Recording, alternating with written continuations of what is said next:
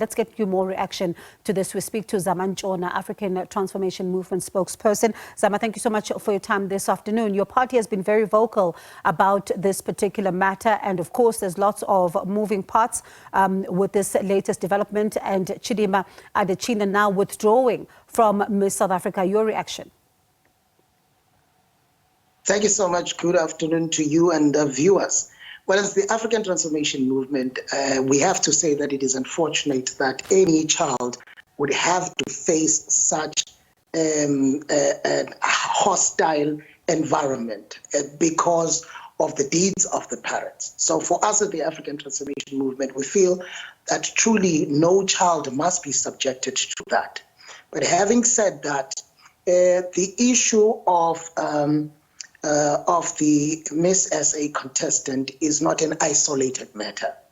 It is a matter that we've been dealing with as a country, and a matter that we should actually as a country deal with it comprehensively, in the sense that we have also in the same story, in this limited report that we have found, an individual who was also born round about the same time as Chidimma, and unfortunately that individual since then has not had an identity. Now this is the challenge we're faced with. Over and above that, and I'm going to get to that issue of identity theft in just a moment. But of course, there's, some concern about how this matter is also being handled, particularly, from some, a few days ago, speaking to Professor Chidimma Adetshina, who was saying that be careful how you handle this, because you do have other South Africans in other countries who are taking part in competitions in those countries, for example, and you do not want them to then be facing this kind of issues. And then you speak to Build One South Africa leader, Maimane, who says that, of course, there's an issue of systems that must be looked at here, but South Africa needs to ensure that it doesn't come across as if it's Afrophobic. How do you respond to all of this? Thank you so much. It is very important also to listen to the people when they speak. It is not necessarily all the time when there is unhappiness from the people of this country, it must therefore be spoken of or looked at as Afrophobic. People have a right to raise their concerns. Maybe the powers that be could have intervened earlier to save both the country, the citizens, and also the contestant in question. If we had intervened earlier and actually brought these truths about the issue of the issues around this matter earlier, we would have been able to deal with this matter and be able to save the child from further exposure to things that later on spiraled out of control. So I think in this issue, we can actually deal with it in a more civil manner, but we need to be proactive as leaders. When we see that there is a national question, we must intervene earlier. What approach is your party taking? We wrote, we were one of the people who wrote to the minister on the matter. No, I mean now. Now that the report is out, what approach are you taking now? Thank you.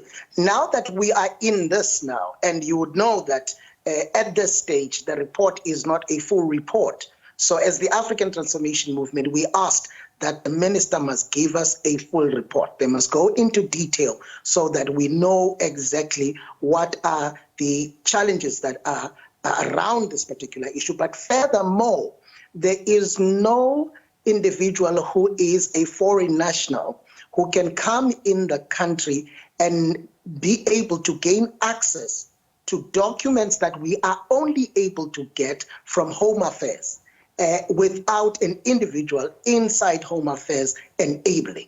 Now, we've also said it is important that the minister must go further.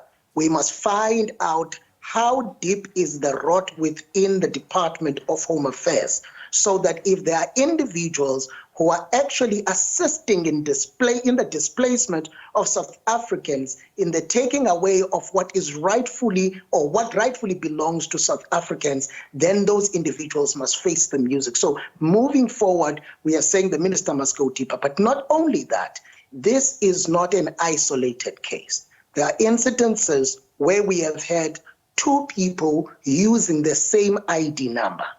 And there are a series of those stories throughout the country, which means that we must now move forward to actually dealing with that phenomenon so that there are no rightful individuals who should be beneficiaries of the system who are finding themselves languishing in the outskirts of participation. But I think it is important for us to look into that. There is a case which is very similar to this one of a 2001 child who has been struggling to get an identity document. And in the wake of this, questions now are beginning to come. But this is where I'm going with this. We were instructed to go to the hospital where the child was born so as to acquire documents. The unfortunate thing, when you go 23 years back, you still find those documents in folders somewhere, and they're not digitized.